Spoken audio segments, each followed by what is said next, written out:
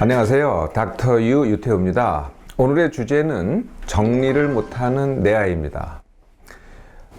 요즘은요, 정말 정리정돈 잘 못하는 아이들이 많더라고요. 네, 그러니까 옷을 아무 데나 벗어나요. 네, 그리고 치우지 않습니다. 정리하지 않죠. 또는 용품을 갖다가 또 아무 데나 아무 데나 놔두고서는 나중에 다시 찾아요. 근데 어딘지 모르는 거죠. 뭐 이것저것 갖고서 놀아요. 그래 놓고서는 그대로 놔두고 마는 거죠. 네. 방을 들여다보면은요, 방이 발 디딜 틈이 없어요. 그냥 뭐 모든 게 흐트러져 있어가지고, 발 디딜 틈이 없어지죠. 책상을 봐도요, 이게 뭐 공부하는 책상인지 아니면은 뭐 쓰레기통인지 하여튼 하나도 정리가 안 됩니다. 학교 준비? 이것도 잘 안 하죠. 네. 그러니까 뭐가 제대로 준비된 게 별로 없어요. 이렇게 이제 정리정돈을 못하는 아이인데, 아이만 그럴까요?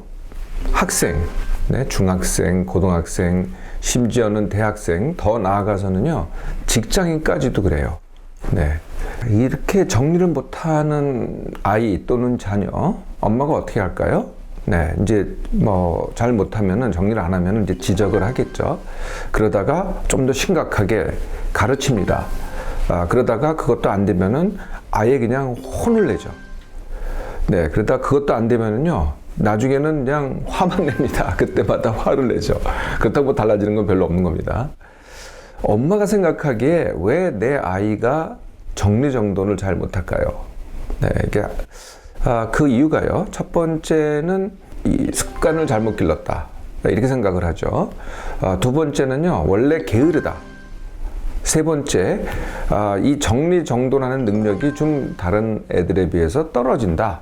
네 번째, 얘는 자발성이 없어서 그런다. 아마 이렇게 이유를 대실 것 같아요. 그런데요, 이게 숨겨진 진짜 이유가 있습니다. 애하고는 관계없어요. 네, 사실은 엄마의 이유거든요. 엄마가, 진짜 이유는요, 엄마가 대신 해줘서입니다. 엄마가 대신해줘서. 사실 처음부터 다 그렇게 했잖아요. 네, 정말 갓난아기 때는 이게 해주지 않으면 안 되잖아요. 근데 그걸 그대로 하다 보니까 애가 정작 스스로 해야 될 때 엄마가 계속 대신해주고 있는 거죠. 또 다른 과정적인 이유가 있는데 그게 뭐냐면요. 그러니까 자기가 스스로 하는 거를 제대로 해본 적이 없어서 이제 스스로 해보려고 그러는데 그걸 배운 적이 없거든요. 예, 그러니까 이제 잘 못하게 되는 거죠. 세 번째 이유도 있습니다. 세 번째 이유는 뭐냐면은 엄마의 정리정돈 눈높이하고 이 아이의 정리정돈 눈높이가 다른 겁니다. 그러면 왜 눈높이가 달라질까요? 그건 자기만 그런 게 아니라 사실은 아버지도 그래요. 또는 형도 그래요. 또는 언니도 그래요. 그러다 보니까 그냥 엄마만 좀 유별난 게 된 거고 다른 사람들이 다 정상인 거죠. 이렇게 눈높이가 다를 때 또 눈높이가 다른 게 또 이유가 됩니다. 또 한 가지 숨은 이유가 있는데요. 엄마가 칭찬은 없고 지적만 할 때, 네, 이럴 때는요, 이게 못하는 게 아닙니다. 능력이 없는 것도 아니고요. 이럴 때는 안 하는 겁니다. 아이가요, 사실은 반항을 하고 있는 거거든요. 그러니까 반항해서 안 하는 거죠. 자, 이렇게 정리정돈을 잘 못하는 내 아이, 어떻게 하면은 스스로 정리하게 할 수 있을까요? 네, 모든 게 그렇지만은, 모든 훈련이 그렇지만은 원인을 해결하는 겁니다. 네, 원인은 대신 해주지 않기죠. 네, 대신 해주기가 원인이었으니까 대신 해주지 않기. 이 대신 해주지 않는 방법에 제일 쉽게 할 수 있는 방법이 본인의 공간 정해주기입니다. 네, 그래서 뭐 예를 들면 방을 정해주는 거죠. 이거는 네 방이다. 이건 네가 알아서 해. 이렇게 하는 거죠. 그러면은 이제 만약에 부모의 방, 네, 또는 뭐 식당, 부모의 방은 이제 전혀 남의 방이 되죠. 형의 방, 여기도 남의 방이 되죠. 이런, 그러니까 이 남의 방은 절대로 침범하지 못하게 하는 겁니다. 여기 와서 어지르지 못하게 하는 거죠. 그런데 이제 공용 공간이 있어요. 뭐 거실이라든지 식당이라든지 공용 공간이 있잖아요. 여기는 어떻게 하냐면 약간의 타입이 필요합니다. 예, 공용 공간에서는 정리정돈이 안 됐을 때는 치우되 반드시 참여를 시켜야 됩니다. 네, 치우되 반드시 참여시켜서 같이 정리정돈 하기를 하는 거죠. 그런데 정해진 공간, 이 아이의 공간은 절대 건드리지 않는 겁니다. 내가 엄마는 들여다보지도 않아야죠. 들여다보면요, 이게 그냥 가슴이 끌어올라가지고 참을 수가 없어요. 가서 빨리 치워줘야지. 또 하나 주의하셔야 될 게 뭐냐면은 이제 도우미가 많이들 요새 도우미들 많이들 이제 이렇게 오시잖아요.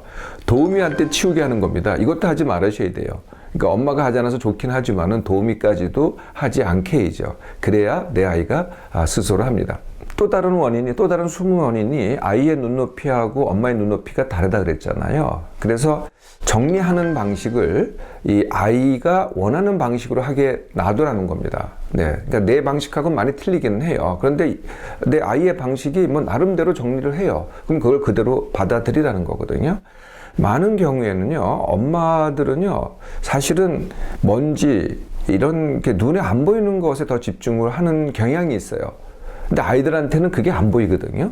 네, 그럴 때는 먼지는 내버려 두라는 거죠. 크게 문제가 사실 안 됩니다. 눈에 크게 보이는 것들, 뭐 장난감, 책, 뭐 옷가지들 이렇게 눈에 보이는 것들만 정리한다? 이것도 그냥 받아들이시면 됩니다. 눈에 안 보이는 거에 너무 눈높이를 맞추려고 하지 마시고요. 자, 이렇게 이제 시작을 하잖아요. 그러면 이제 아이가 바로 이제 스스로 하게 되는 건 아닙니다. 여러 가지 이제 과정을 갖게 되는데요.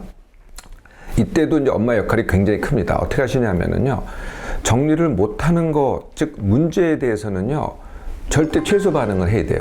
그러니까 지적도 하지 말고, 뭐 화도 내지 말고, 가르치려고 하지도 말고 그냥 내버려 두는 거죠. 그러니까 최소 반응입니다. 그런데 반대로 해야 될 때가 있어요. 조금이라도 정리를 했잖아요. 조금이라도 관심을 가졌잖아요. 말이라도 그렇게 했잖아요. 여기에 대해서는 최대 반응을 해야 됩니다. 크게, 야, 우리 아들 또 우리 딸 잘했네. 예. 깐난아기가요, 이렇게 앉기만 해도 우리가 그냥 박장대소 하잖아요. 그게 이제 최대 반응입니다. 그러니까 조금이라도 변화가 있으면 최대 반응. 그 다음에 자꾸 이렇게 대신 해달라고 불평불만을 한다든지 이유를 대서 대신 해달라 그래요. 이럴 때는요, 아주 일관성 있게 yes, no를 해야 됩니다. 그러니까 내가 들어줄 것은 들어주고 내가 들어주지 않겠다고 한 것은 반드시 일관성 있게 들어주지 않아야죠. 엄마가 이랬다 저랬다 하잖아요. 그러면은 내 아이가 자꾸 그거 가지고 거기에 매달리게 돼요. 네, 그래서 요구에 대해서는 일관성 있게 yes, no를 해라. 그러다가요, 이제 하여튼, 네, 이렇게 이제 진행하다가 내 아이가 정리하는 법을 잘 모를 때가 있어요. 그러면 이제 그 정리하는 법을 물어보잖아요. 이럴 때 제시해 주면 됩니다. 또는 또 이렇게 기회를 잘 봤다가 이렇게 정리하면 더 쉬워 라고 그 기회를 잘 잡아가지고 그럴 때 가르치는 거죠. 그러니까 잘 못할 때 화를 내는 게 아니라 얘가 새로운 방법을 필요로 할 때 내가 제시를 하는 거거든요. 이 전 과정을 보면은요, 처음에는요, 아이가 뭐 전혀 아랑곳하지 않아요. 그러니까 전혀 무관심하거든요. 그런데 계속 무관심할 수는 없죠. 왜냐하면은 자기가 정말 자기 생활에 지장을 받게 되거든요. 자꾸. 그럼 이제 영향을 느끼기 시작합니다. 영향을 느끼면은 그 다음에 어떻게 하겠어요? 네, 저항을 하고 요구를 하겠죠. 네, 그 시기를 이제 잘 버티셔야 됩니다. 그 시기를 버틴 다음에는 그때부터 이제 스스로 하게 되는 거죠.